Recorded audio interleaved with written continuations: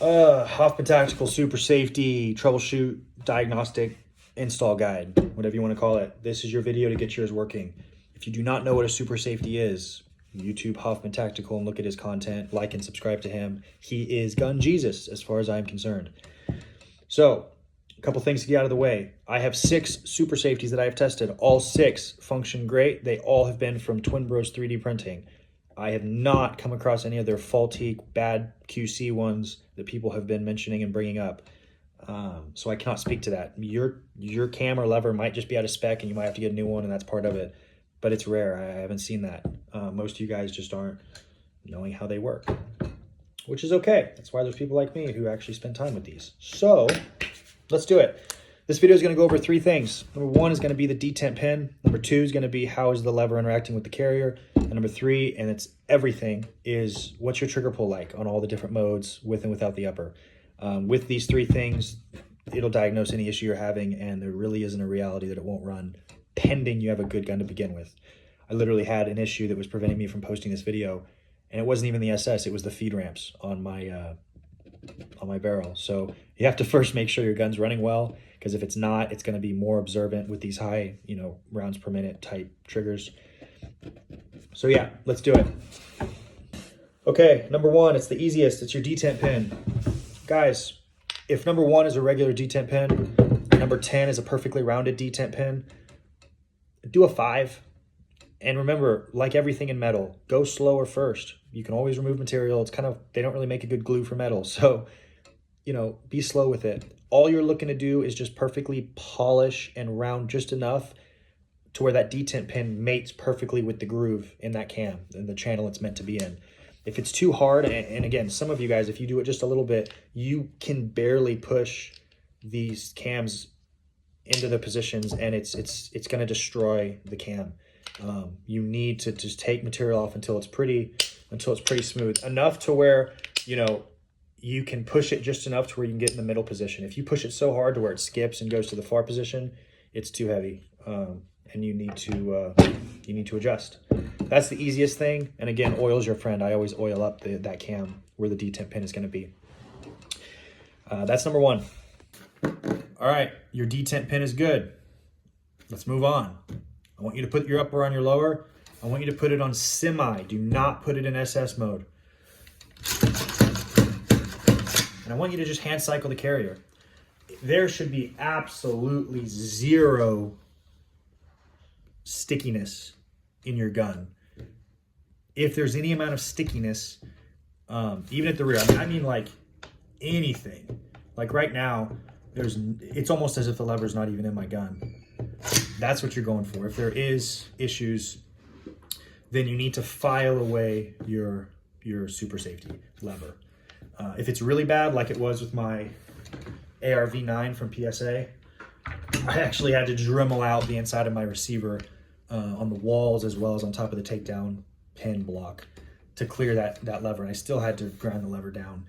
But there's no rhyme or reason to like how you do it. You just need to Dremel things until it clears. Something that I do is if you are having issues, the cool thing is that this super safety has a hole, and where that cam is when it's getting stuck, you can infer where the lever is, and where the lever is, you can infer what part of the lever is getting caught. It takes a little bit of critical thinking, but it's pretty straightforward. So that's the next thing you got to do, right? Once your detent pin's good, that's checked. In semi, it's got to be perfect.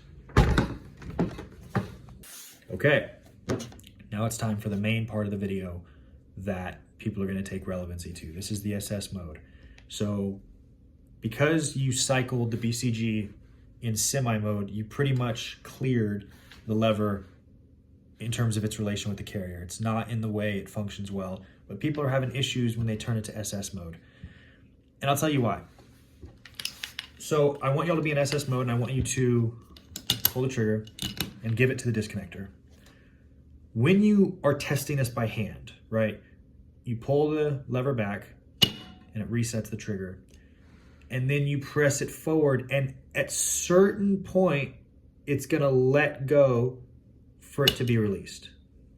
Because when you're pushing that lever forward, it's moving out of the way of the trigger, and when it moves out of the way, it goes, and it lets go of the hammer. So when you're testing it by hand, of course, it's going to let go. Of course, the trigger pressure is going to be the same. The problem is when you put your upper on, guys, your carrier's not pushing this lever far enough forward. It's not. If it pushed it all the way forward, then you wouldn't be able to put the upper on the gun.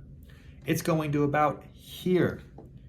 So the question, the solution, if you will, is at the point at which your carrier is pushing this lever forward, is that the breaking point in the cam?